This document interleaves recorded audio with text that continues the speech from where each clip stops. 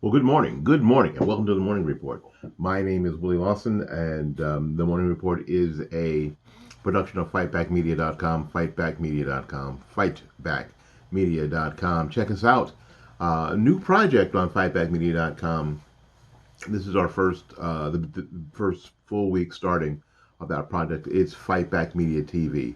Now, Fightback Media TV is a place on the website. Right now, it's on the first page, and it may move to its own website depending on how you like it and how you support it. It might move to its own website.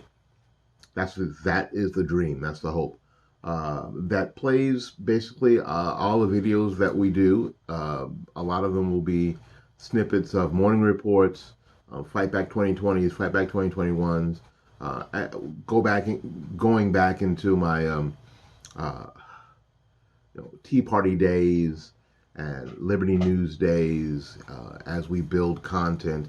Some videos from our friend Paul Swanson, and even as a special thing, some videos of my wife and I's project, Real Talk with Deb and Will, for that talk about marriage and marriage relationships. So we're trying to. I think that's going to be the second channel when we get enough cash to do more than one channel. But right now, everything's just sort of mished on one channel. So we need you to check it out. It's on the FightbackMedia.com website. Fightback Media TV, Fightback Media TV, Fightback Media TV. We appreciate you being here today. We have some interesting stories. Things are changing, and things are always changing and morphing. So we're going to talk about that. We're talking about the president not, making any mention on the socials about D-Day yesterday. D-Day, the invasion of D-Day of Normandy, excuse me, was yesterday on Sunday, and as you know, it was the battle that basically changed the direction of the war. Um, and it was a pretty big deal. It was in all the papers. uh, we're also going to talk about that there are some, and we've talked about this forever. We have talked about this forever. Um, there are some Democrats that are not excited about what's going on. There's some Democrats, and they're starting to get to their Congress critters and letting them know not everybody's down with what's going on. Not everybody is. Not the rank and file Democrat is a socialist. They're not.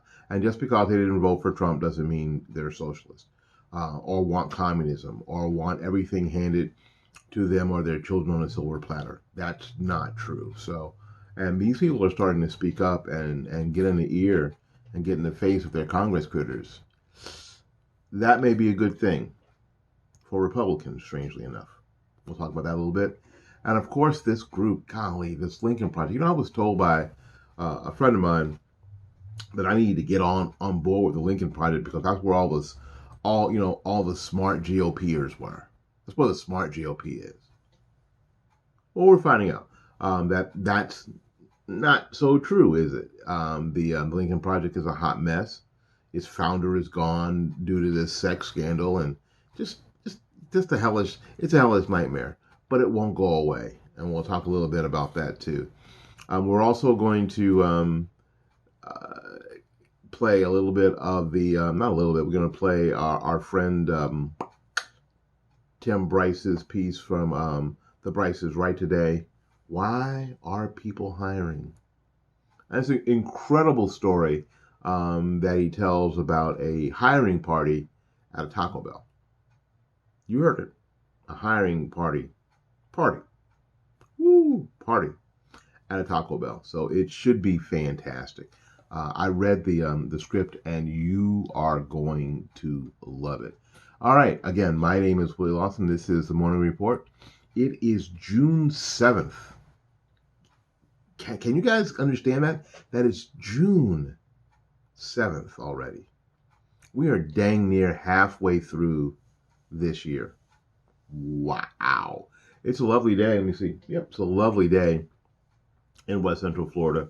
It's going to rain today because it's summertime. Yeah, the sun's, yeah, it's out. It's pretty out there.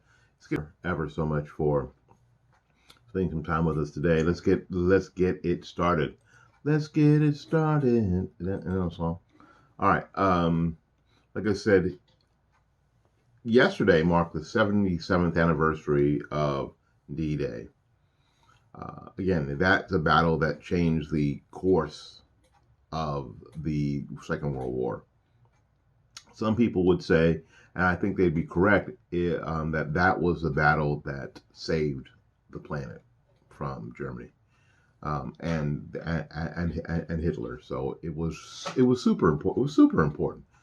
Now I know a lot of kids now may not understand that importance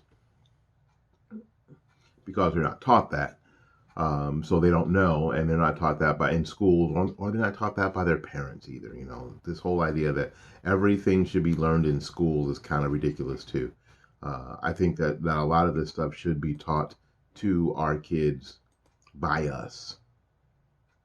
I think that that's probably a better solution than necessarily having everything have to go through schools.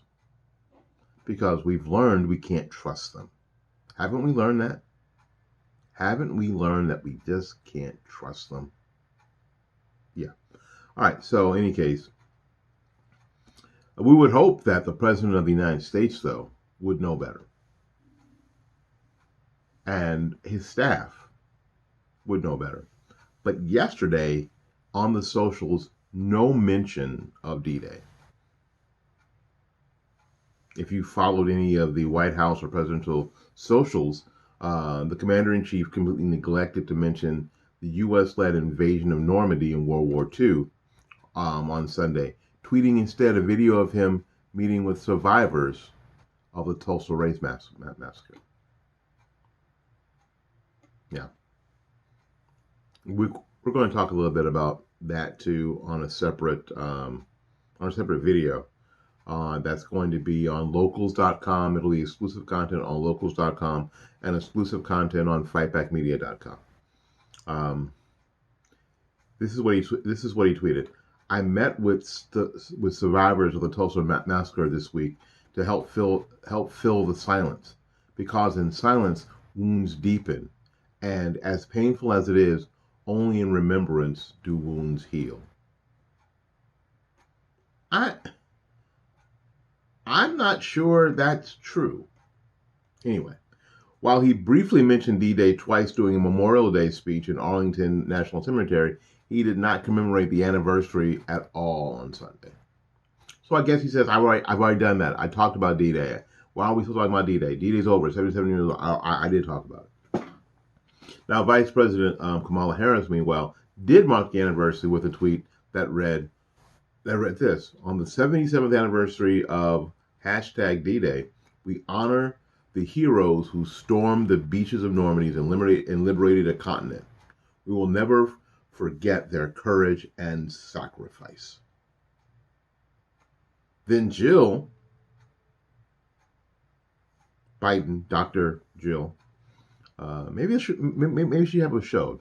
It's Dr. Phil and Dr. Jill. How awful would that be? That would be almost as bad as the Mayweather Paul Jones fight. But it'd be pretty, I don't know if it'd be that bad, but it'd be pretty bad. 77 years ago, families gathered around radios and heard FDR pray for peace that would let all men live in freedom, reaping the just rewards of their honest toil. Let us never forget those who fought, their families or sacrifices, and let us always pray for peace. I'm not sure who they're praying to. But, you know. But, of course, people on Twitter, because people believe Twitter is the real world, continue to blast Biden for his failure to commemorate the day.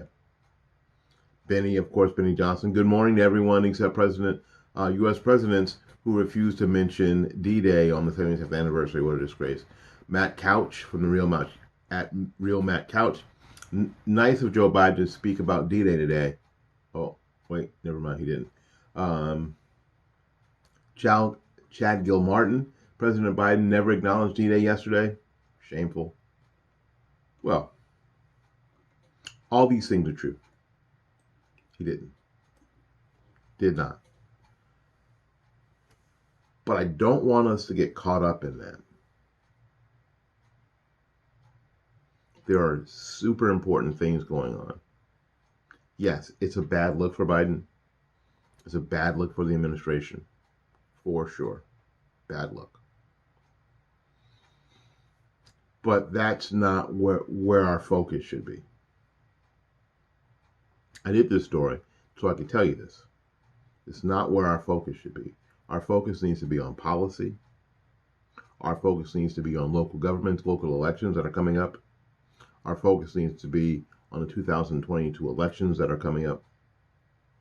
Every House seat is up.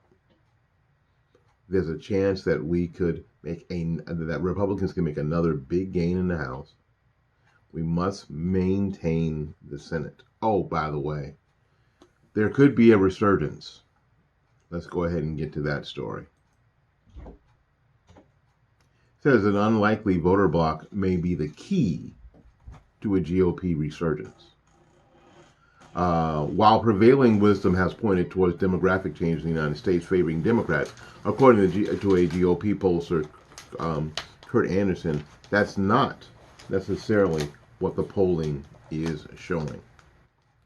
In a slide presentation to the National Republican Senatorial Committee, Anderson presented the findings of the National Republicans, what's that called? National Republican Senate Committee survey of Hispanic voters in battleground states, showing that they are leaning Republican. Well, it's easy to figure out why. It's super easy to figure out why. A lot of these folks have come from places that have been socialist, real live socialists. And they can see the signs. And they don't want any part of it. They don't want any part of it. Zero part of it. The top line from his 34-page slide deck: the coalition of the ascendant is descending. The proof: the two senators sitting at the table won elections in a Sun Belt state that has become substantially less white and more Republican. And this is the thing that frightens the Democrats to death. It scares them to death. Because the last thing that they want is part of their black and brown coalition to start voting Republican. That is the last thing they want. Because now because then they'll have nothing. Which is exactly why they've been concentrating on the black and brown coalition. Okay. The moment their multi-ethnic, multiracial working class coalition has arrived, Republicans hope the Hispanic voters are the key. They said how well Marco Rubio would do because of his Cuban descent. Senator Rick Scott said noting how Rubio won 48% of those voters in his 2016 race. But when I did it, they said, well, there's something different about Florida. Well, there is. If you look at these poll numbers, it's not. If you look at these poll numbers, Hispanics across the country are Republicans. Well, I don't know if that's so true. And Rick Scott was my governor, and he looks like Skeletor, and I like the guy. But I think that it's that a lot of Hispanics are not, what they're not is socialists. They don't want the socialism. They've seen it fail. I mean, fail miserably in countries that they've come from or they were near. A lot of people in Florida are from Colombia. So they were up close and personal to the failures of Venezuela and Argentina. They're up close and personal to those failures. I may have relatives in these places, and they don't want that here. They don't. The GOP theory of the case ahead of the midterms, where Republicans must not only defend the 20 of their seats, but also flip at least one Democrat seat to retake the Senate. Sounds simple. If Republicans can reach out to them, Scott says, of the Hispanics, we're going to win.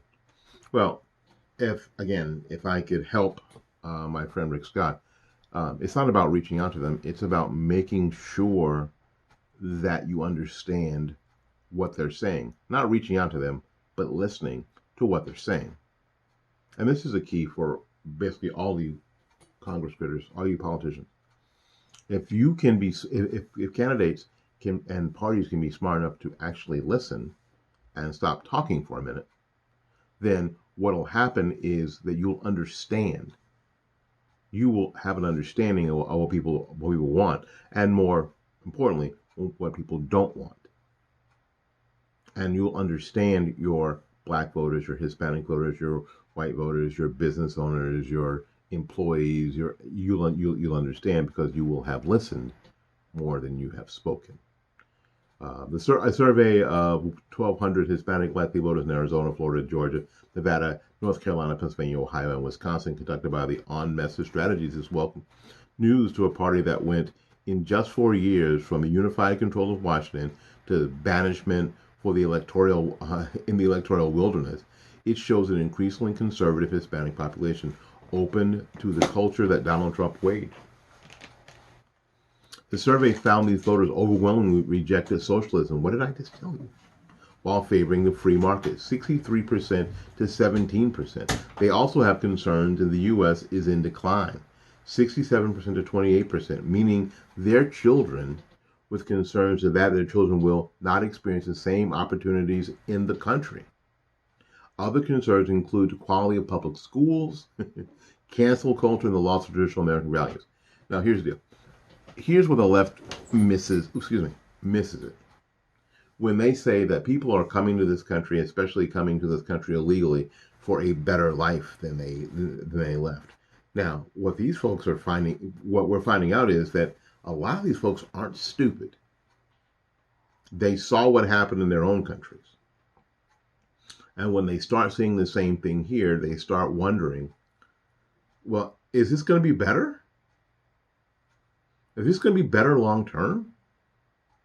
Or is this just going to be more of the same? Is this going to be more one party rule? It didn't seem that way, but it's seeming that way now. Other concerns include, again, the argument from the left is the country is a place that has not been good for people other than the majority over much of our history. Rubio said, reports the RCP, Hispanics just don't buy it. Well, you know why they don't buy it? Because, again, it's what people say, and then again, what people see. What people say, and then again, what people see. A lot of Hispanics, and again, that's probably not the best word, Hispanics are from Spain, but a lot of people from other countries, especially countries like Mexico and South America, what they see is they see successful people from their home nations doing very well here. They see successful people from their home nation, from their own home nations, and other places around the world coming to America and doing very well. They see Haitians coming from the hellhole that is Haiti and doing very well in America. They see people from the continent of Africa coming here and doing better than the black people who were born here.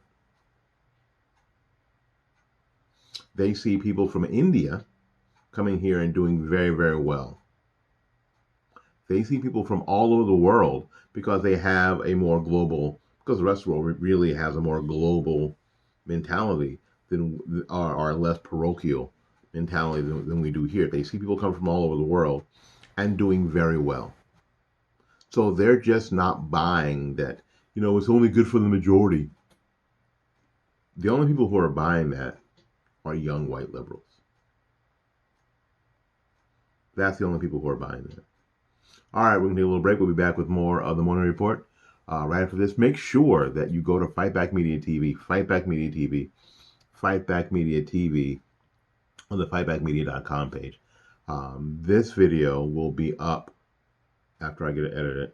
Will be up on the page probably this evening. So again, thank you ever so much. We'll take a little break. We'll be back with more of the Morning Report Morning report 333, by the way. 333. I love saying 333. We're getting there. We're headed to 1,000. What we're going to stop by 500 first. We'll be back right after these messages. Again, like I said at the beginning, I was told by a friend of mine that what I should be doing is leave this Trump thing and go to the Lincoln Project, because that's where all the smart Republicans are. That's what the smart GOP is. Romney and those clowns, right? However, what we're finding out is that this anti-Trump group is a hot mess. And these guys really can't let this go. They can't get over the fact that Donald Trump ruined their best laid plans and were exposed as screwing people out of their money. And they did. It seems like somebody thought, I know there's enough anti-Trumpers. How can we make money? I know. We'll call something the Lincoln Project, because Lincoln is the founder of the GOP, and we'll get all these anti-Trump Democrats and all these anti-Trump Republicans together, and we'll make a buck. Of course, they were talking about the Lincoln Project. The anti-Trump group is pretty much brain dead. The people who the key people are gone. The co-founder John Weaver engulfed the entire operation in a sex scandal centering around inappropriate messages to scores of young men. They're a joke. Though whoever is left there keeps peddling the social media posts and an appalling lack of self-awareness that they're not posting things that they shouldn't be posting and commenting on due to the sex scandal. We have other ex-core members like Steve Schmidt saying insane stuff like this. Steve Schmidt, co-founder of the anti-Trump group, the Lincoln Project, slammed the media for his coverage of the former president ending his blog and warned that Trump's words will surely kill again. In a lengthy Twitter thread, Schmidt, a veteran GOP strategist, weighed in on how to assess the former president's relativity and power amid the shutdown from the desk of the Donald J. Trump blog. Schmidt criticized the profoundly stupid media coverage around the blog shutdown and argued against the notion that it's evidence of his decline, irrelevance, and diminishment. And diminishment. That's right. Diminishment. There you go. Trump has the ability to kill. This is what Schmidt says. Trump has the ability to kill and destroy with his spoken word. Trump's not God. Let me help all y'all. Trump's not God. His words, his lies, delusions, and conspiracy theories, like the virus was in a lab in China, have caused bloodshed. That is what happened on January 6th. His words will surely kill again. Ashley Babbitt was killed by a Capitol police officer.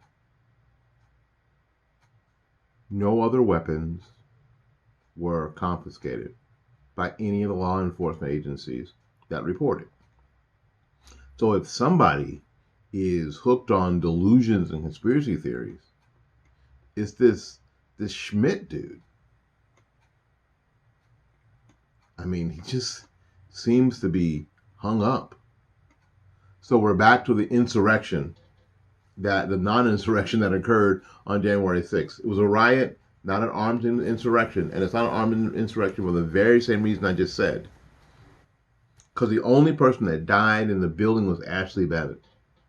And Capitol Police Officer Brian Sicknick was later revealed to have died of a heart attack. National causes. The rioters didn't kill him, which remains the prevailing liberal media lie. The former president deserves his First Amendment rights. Steve, no matter how much you may hate him, sorry. That's how things work here in America. Trump's ban on Facebook was said to be a 2-year timetable. They will revisit reinstatement after that time. So why 2 years? Because they don't want Trump to have a voice on Facebook